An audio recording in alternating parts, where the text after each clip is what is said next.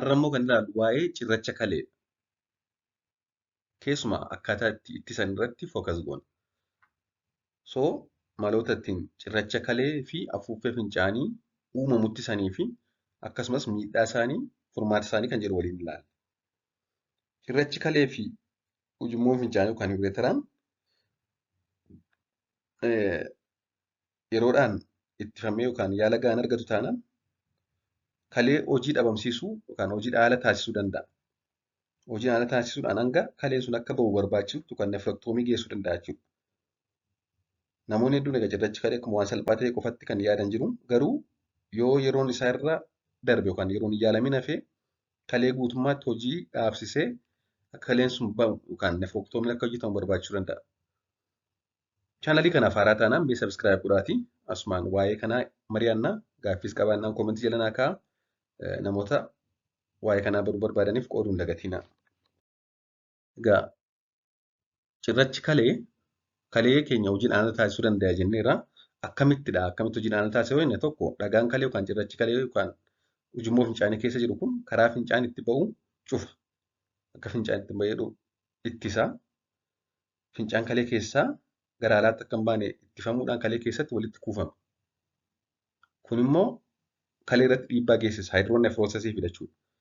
Dhiibbaan kun immoo yeroo dheeraa booda kan yeroo dheeraa ture qaamni kalee suutaan miidhamaa deema.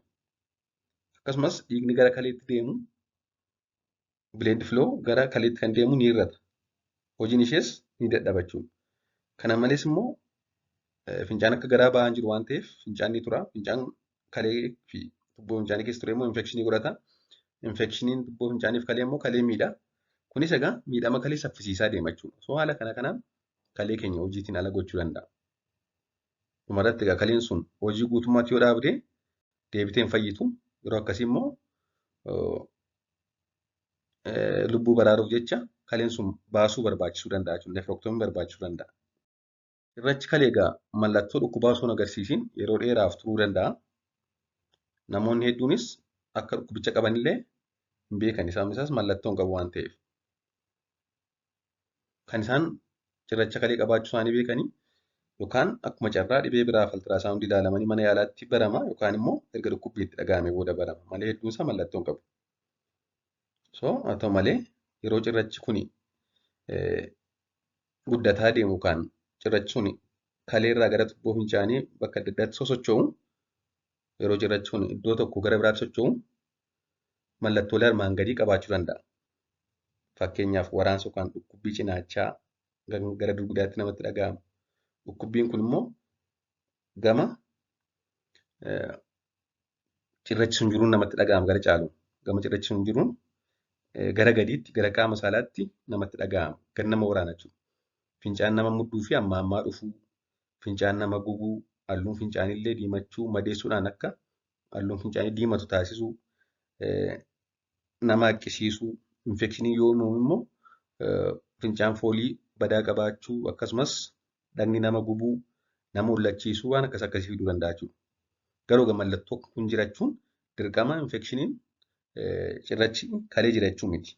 Infekshiniin kalees kana fiduu danda'a. So kun mallattoo cirracha kalee haa ta'u malee kan mallattoo kana fakkaatan dhibeewwan biraa jiru.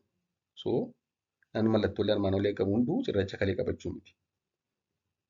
Asirratti egaa akka ergaa ijootti kan nuti qabachuu qabnu dhagaan yookaan cirrachi kalee ofumaan akka bahu eeguun yeroo hunda sirrii miti.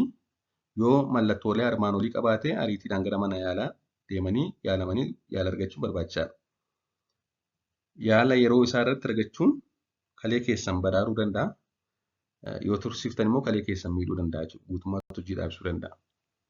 Amma immoo gara tooppikii keenya irraa isa guddaatti haa dhufu. Cirrachi kalee akka hin uumamnee fi akka hin guddanne ittisuun akkamiin danda'amaadha.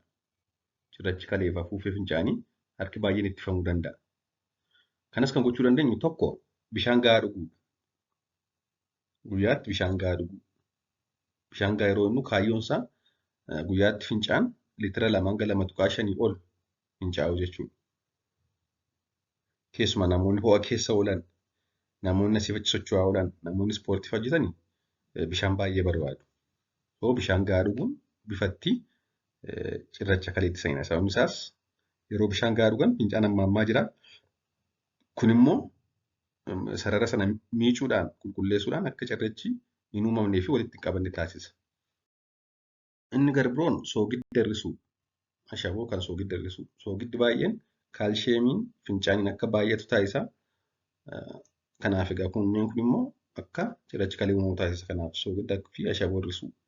Nyaata qophaa'aa kanneen akka chiipsii, nyaata soogiddi itti baay'ate kana sirriitti hir'isuun barbaachisaadha. Gara biraan kaalsheemii nyaatarraa argamu madaalawaan fayyadamu. Kaalsheemii nyaatarraa argamu. Aannan, itittuu, nyaanni kaalsheemii qaban isaan kun egaa isaan gurguddoodha. Kan nuti yeroo hedduu nyaannu jechuudha akka biyya keenyatti. Isaan kana hin nyaatiin achuu miti. Kaalsheemiin nyaatarraa argamu yeroo hedduu akka cirrachi kalee uumamu taasisan. Haa ta'u malee kaalsheemii kami kan nuti daangessuu qabnu? Kaalsheemii qoricharraa argamu. Kaalsheemii qoricharraa argamu ajaja ogeessaa malee fudhachuu dhiisuun barbaachisaadha. Sababni isaas kaalsheemii qoricharraa argamu akka cirrachi kalee kan kaalsheemii qabu uumamu taasisuu danda'a waan ta'eef. Inni gara biroon foon diimaa fi pirootinii beeyladoota irraa argaman baay'isuu dhiisuu. Foon diimaa fi pirootinii beeylada irraa argaman baay'isuu dhiisuu. Keessumaa yoo kanaan dura cirracha kalee qabna ta'e foon loonii, foon hoolaa baay'inaan nyaachuun yuuriik asiidii hedduu dabala. Kunis immoo cirracha kalee kan yuuriik asiid stoon jedhamu akka uumamu taasisa. Inni gara biroon sukkaaraa fi dhugaatii mi'aawaa hir'isuudha. Sukkaarii fi dhugaatii mi'aawaa, ashaboo, sukkaara, dhugaatii mi'aawaa warra jedhamu kun egaa yeroo hedduu piroosesd warri ta'an warra faabrikaa galanii ba'an kun baay'een gorfaman. Dhugaatii sukkaara baay'ee qabuu fi soofti diriinkii warra ta'an baay'ee dhuguun cirracha kaleef nama saaxila. Kana qofas miti dhibee adda addaaf nama saaxila. Kanaaf warra akkasii baay'isuun dhiisuun gaariidha. Inni gara biraan furdina hir'isuu. Furdina hir'isuu fi sochii qaamaa gochuu. Ulfaatinni qaamaa olaanaan cirracha kalee akka godhannu nu saaxila. Akkasumas sochii qaamaallee taasisuun wanta kana ni hir'isa. Kanaaf furdina hir'isuu fi sochii qaamaa taasisuun barbaachisaadha jechuudha. Inni gara biroon yoo cirrachi kalee sun kaalshiyeem ogzaaleetii ta'e gosa qaba egaa cirrachi kalee gosa adda addaa qaba. Isaan keessaa tokko kaalshiyeem ogzaaleetii. Yoo cirrachi kalee namni sun kanaan dura qabu yookaan xiqqaamsi jirtu kaalshiyeem ogzaaleetii ta'e nyaata ogzaaleetii baay'ee qaban xiqqeessuu. Kanneen akka ispiinaach, swiit pootaatoo, warra akkas jedhamu warra akka choloonii fa'aa, shaayii gurraacha, warra akkas akkasii kana hir'isuun barbaachisaadha. Yoo kaalshiyeem ogzaaleetiidha ta'e gosni cirracha isaanii. Inni gara biroon cirracha infekshinii ittisuudha. Yoo mallattoon infekshinii ujummoo fincaanii jiraate dafanii yaalamu. Infekshiniin deddeebi'uun infekshiniin ujummoo fincaanii deddeebi'ee nama dhukkubuun akka cirrachi kalee kan struveet jedhamu uumamu taasisa waan ta'eef yeroodhaan dafanii yaalamu. Akkasumas immoo yoo itti deddeebi'ate maaliif akka itti deddeebi'u adda baasanii dhabamsiisuun barbaachisaadha. Gara biraan qorannoo fi hordoffii yeroo yeroon gochuudha. Namoonni yeroo tokko tokko qaama isaaniillee qorachiisuu qabu, cheek of gochuu qabu jechuudha. Kanaaf ogeessa fayyaa bira deemuun qorannoo taasisuun barbaachisaadha. Sababni isaas cirrachi kalee hedduun mallattoon qabu waan ta'eef xiqqaama isaatti dafanii adda baasanii kan baranii furmaatti barbaaduuf salphata waan ta'eef. Gara biroon dhibeewwan adda addaa cirracha kalee godhachuun saaxila yoo jiraatan dafanii yaalamu. Fakkeenyaaf dhibeewwan akka gootartiraayitis, haayiperpaaraataayiroodizim, rakkoolee meetaaboliizimii wajjin wal qabatan jiraanna.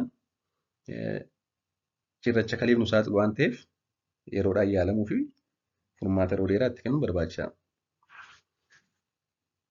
Keessumaa kanneen cirracha kalee yeroo hedduu ammaa godhatan cirracha kalee hedduu qaban isaan kanaaf qoratamuu qabu. Gootiif acheekii ta'uu qabu. Riiseen jechuudha. Haayipertaayiroodizimii baay'achuu xannacha hormoonii taayiroodii kana fa'aa ilaalamuu qabu. Akka waliigalaatti cirracha kalee fi afuuffee fincaanii baay'een ittifamuu ni danda'a.